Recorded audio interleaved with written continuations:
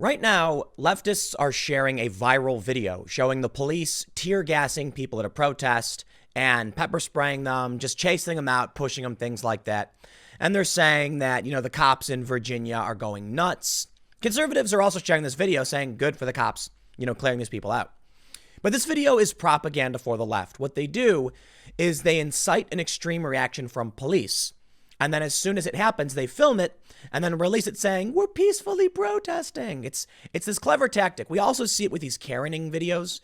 There was one recently where a man followed some woman to her home and she was shaking and screaming as he filmed her. And when people are like, what are you doing? He just randomly adds in, you called me a slur. This is what people do. You'll see a video where it's like two people are arguing and then all of a sudden the person filming will say, why did you call me this? And the other person will be like, what? I didn't. Yeah, you did. And then people just take sides. This is a tactic the left uses. For the most part, it seems rather exclusive to the left. Now, the reason I bring this up, according to the Daily Mail, 6 protesters are arrested after shooting paintballs and hard objects at police in Richmond's Robert E. Lee Richmond's Robert E. Lee statue, while Seattle demonstrators target another precinct. So over in Seattle, looks like they want to start Chaz 2.0. Seems like that committee that published a statement saying, go vote for Joe Biden, we're disbanding, wasn't really the Chazians or the Chazistanians or whatever. But over in Richmond, they are shooting at police with paintballs. Now, these are paintballs they could theoretically kill someone. They're paintballs. You get what a paintball is. But this is an offensive measure taken against police. Naturally, the police are going to respond very, heavily, to say the least. The far left then films this and makes it seem like the brutal response was targeting just peaceful protesters. Now, of course, there are videos of peaceful protesters being arrested, but you got to watch out for this stuff. Let's read the story. But I also want to point out in this segment something absolutely hilarious, which all of you probably could have expected. Check this out. Minneapolis council members get private security after threats. That's how it will work. How many times do people have to warn? Does history have to warn these people? Well, there's a reason. They're tearing down statues. They're now calling, I guess, to take down museums. Not even kidding. Because they need to make sure you don't understand history. You see, all of these lefties think that once the revolution happens, they will be the glorious leaders of the political party and they will be protected. No, that's not how it works. The city council members in Minneapolis who voted to abolish your police now get their own private security. That's right. The masses will be left to fend for themselves, fighting in the streets, and they'll be safe. That's how it always plays out. But you went around destroying history, and you forgot. Here's a story from the Daily Mail. They say violent protests and civil unrest continue to sweep the U.S., with police clashing with demonstrators in Virginia as riots broke out once again in Portland and Seattle. 6 people were arrested in Richmond on Friday night after protesters faced off with cops, pelting them with paintballs and other hard objects. Chaos broke out near the Robert E. Lee statue, where a crowd of 75 to 100 people had gathered and remained by 10 p.m., despite grounds closing at sunset. I absolutely must point this out, too. I love it. Protesters. Okay, I got to stop you there. Listen, man, I understand that, there's no arbiter of definitions.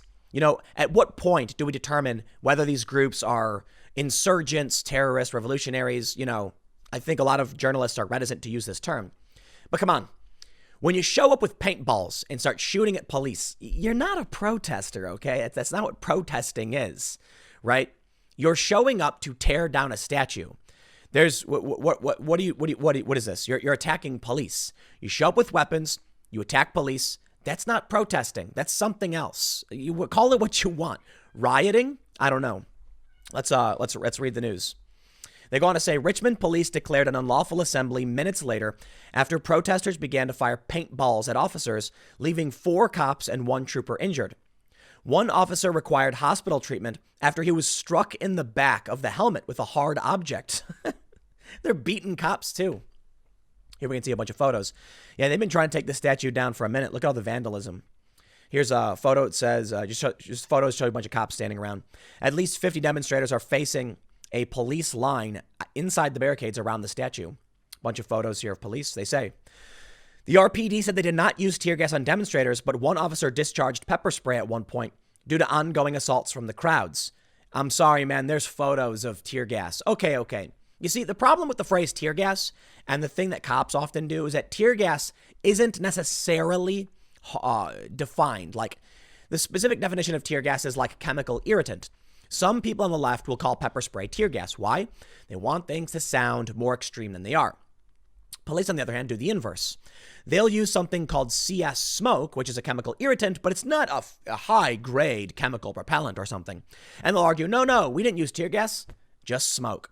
Now, look, just call it a chemical irritant, whatever, I don't care. But that's something you should understand about how these protests work.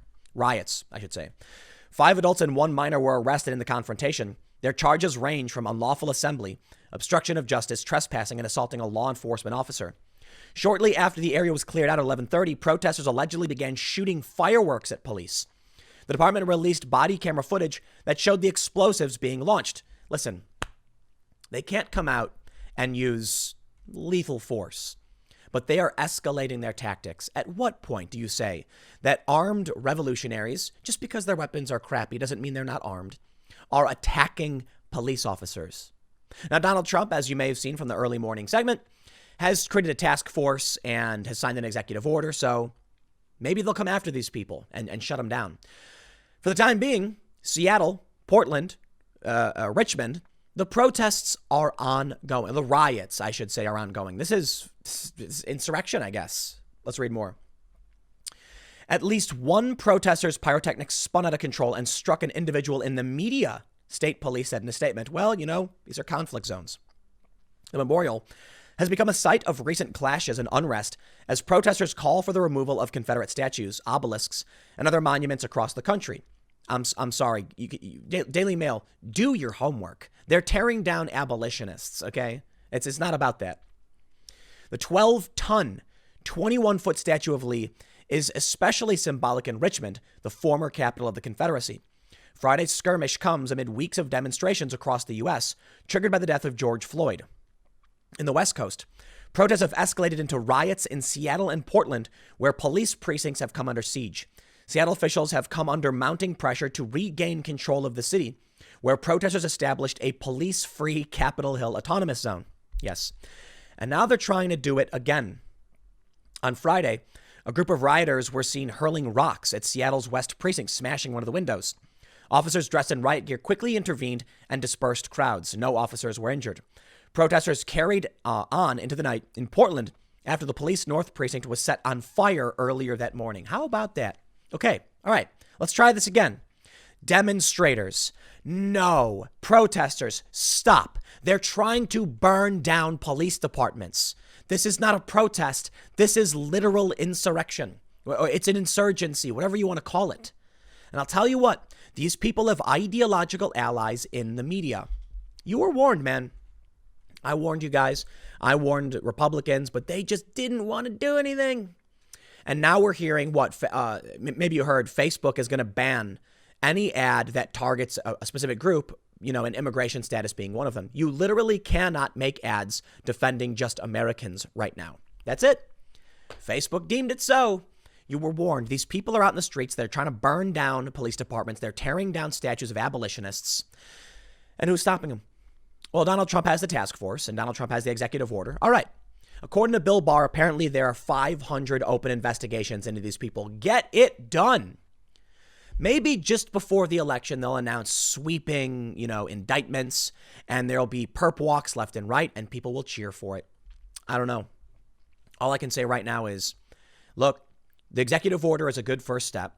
The task force is a good first step. The condemnation was a good first step. This is a good second step. But Trump looks weak. He does. You disagree with me all you want. That's fine. But these people just keep going, and no one's stopping them.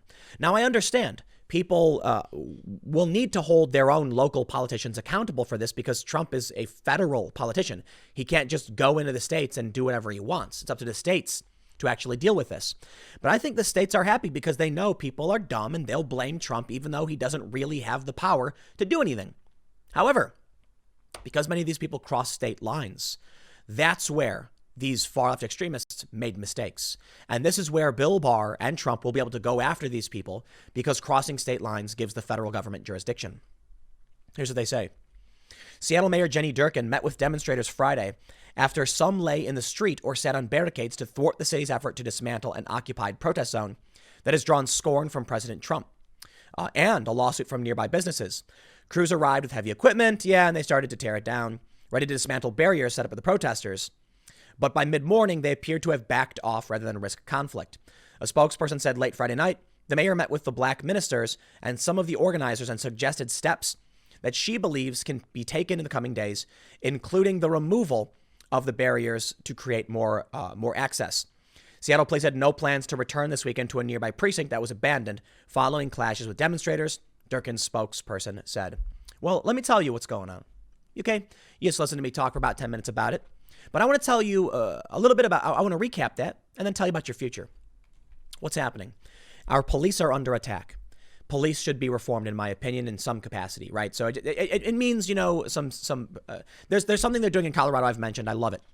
Police are responsible for they're liable for up to $25,000 in damages if they violate your civil rights. I like it. It's not perfect, maybe. Maybe you'll need to think through the results. But I like the idea. You get pulled over illegally, you get stopped and frisked, whatever. They shut your business down. That's on the officer. So how about these officers now take into consideration if they actually want to make a move that will violate your civil rights? Their defense may still come from the union, but some of that money's got to come out of their pocket. Maybe there will be insurance. I don't know. I'm not saying it's perfect. We do need to think about it. But I like the idea of individual responsibility. You want to violate my rights? This one's on you. But the police are under attack. They're literally trying to burn down police departments. They are firing paintballs at cops. And in Minneapolis, they recently voted 12-0 to abolish the police. What does that mean?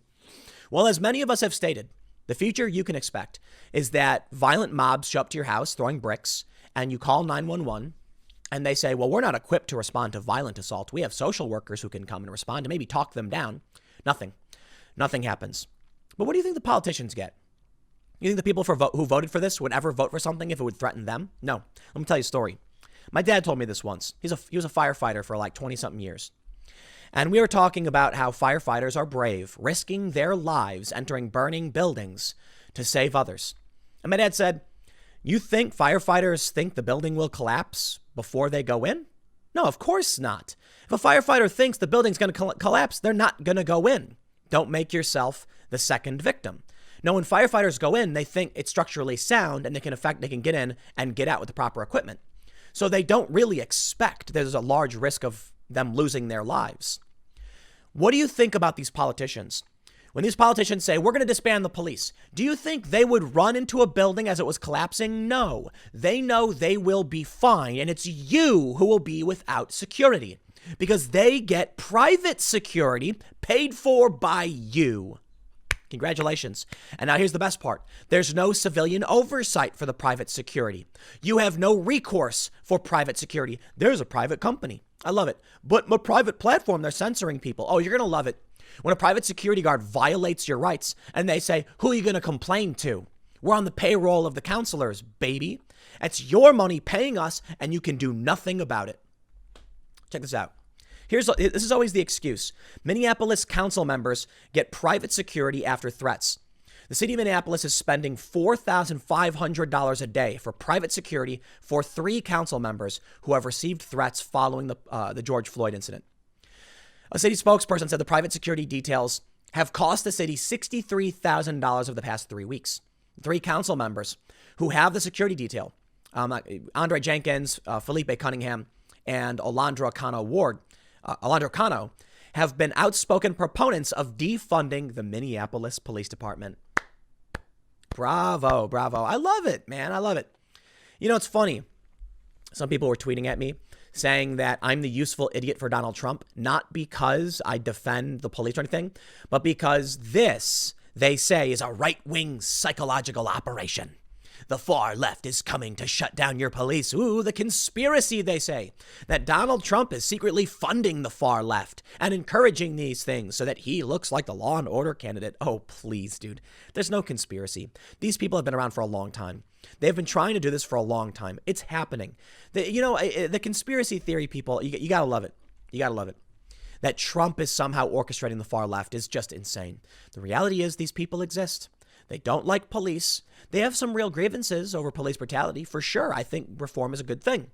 but they take it to an extreme position and then use your money to pay their security. No, I'm sorry. The reality is the far left is going crazy, and Trump has done very little other than lip service to deal with it. What has he done about social media? Monitor, he's put up a blog post where you can submit when you've been censored. Congratulations. Now they're coming for all of you. And the Republicans had 4 years to do something about it. Longer, technically. And what did they do? Nothing. I mean, some hearings, Ted Cruz yelled at some big tech people. Nothing. Now they're saying, we're going to get rid of your police. And there will be no one left to protect you. And private security is not beholden to the public. The public doesn't pay their bills. Well, technically they do. But the authorization comes from the city council members. So now you are going to see morality policing and to an extreme degree. Think about it. Security guards will absolutely break the law if the money is good enough. You can look up these videos of these major international security firms. They don't care about local laws. 100% they don't. When they're hired and they get paid six figures and they're told, do whatever you have to in this way, we got your back, then they don't get in trouble. I have seen security guards actually push back police and the cops can't do anything about it because these guys are high paid, massive international corporations that know they control this. They have the money to get this person out, and that person knows they'll be taken care of by their private security. So here's what happens. No more cops, huh? Well, the Minneapolis police will have their private security guards. You'll be protesting. The Minneapolis, council member will walk out and say, clear them out. And the security guards will clear you out. And then who are you going to complain to? Whose badge number? Whose name? Private company doesn't care. Congratulations. This is what the left is putting forward. They have routinely defended the massive multinational corporations that are shutting down our rights. This is not surprising to me in the least bit. They say, Council member Felipe Cunningham declined to discuss the security measures. I don't feel comfortable publicly disclosing the death threats against me or the level of security I currently have protecting me from those threats. And there it is. There's their justification for why they get to have armed guards and you don't. Well, I'm getting death threats, so I can't discuss it with you. That's it. Play the victim every single time. Well, you have to understand. I mean, these words hurt people. Speech is violence. Well, and our violence is speech, right? That's what they say. Silence is consent. But also, it's if you don't speak up, then you're contributing. But if you do speak up, it's violence. You see how the game is played? The power will be theirs, not yours. Unfortunately, most of you watching already know this. While they go out and fire paintballs and throw things and beat cops, then film propaganda videos to make themselves look like the victims, they start winning over public opinion. Then the council comes in acting like they've just been convinced. No, they wanted to do this the whole time. We're disbanding the police, and they're going to create a morality police department.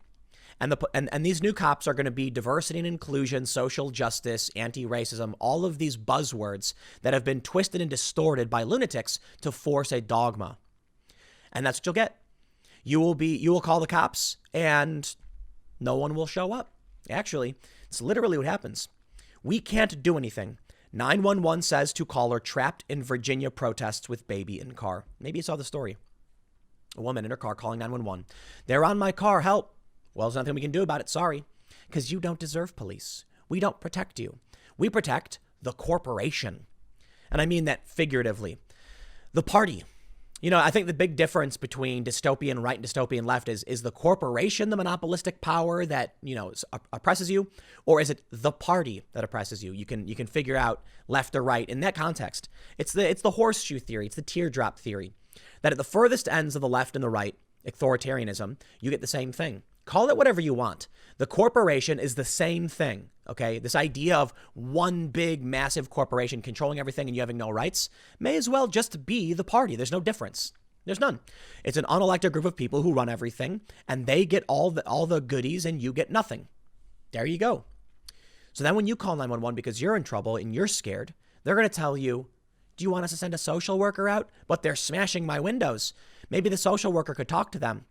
What happens when they show up to the city council member's house? A bunch of armed guards walk out with rifles and they say, back up. And when they don't, bang, bang, bang. And you know why the council members won't care? Why no one can do anything about it? Because private security will just rotate that guy out and say, too bad. We're not accountable to the public. There's no oversight board, but we get our security You don't get yours. So right now, they're demoralizing the police. We're seeing them straight up fire paintballs, beat cops, demonize them, and it's working. And with this demoralization, they then use the negative, the propaganda that makes cops look bad. And there are bad videos, to be honest, like there are cops who have done wrong. They do this so that public support rises for disbanding the police. They then hire their own private police, and you are left wanting, scared and suppressed. That's what they want. Some of them. I mean the radicals.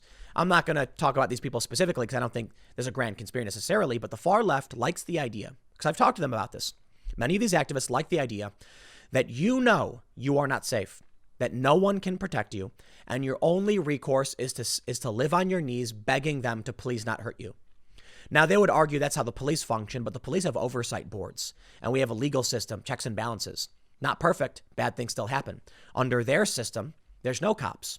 The morality police will show up. They'll smash out your windows. They'll beat you, and there's no one you can call. And then when you beg them for help, they'll say, well, what did you say? Why are they mad at you? Freedom of speech doesn't mean freedom from consequences. This was your fault. Your only option then will be to give them whatever they want because no one will protect you. And if you keep demonizing the police and allowing this to happen, the cops are going to walk away. But there's arguments on the other side. A lot of people seem to think that, regular Americans will rise up. Not in these blue areas. The blue areas, they're rising up against the cops.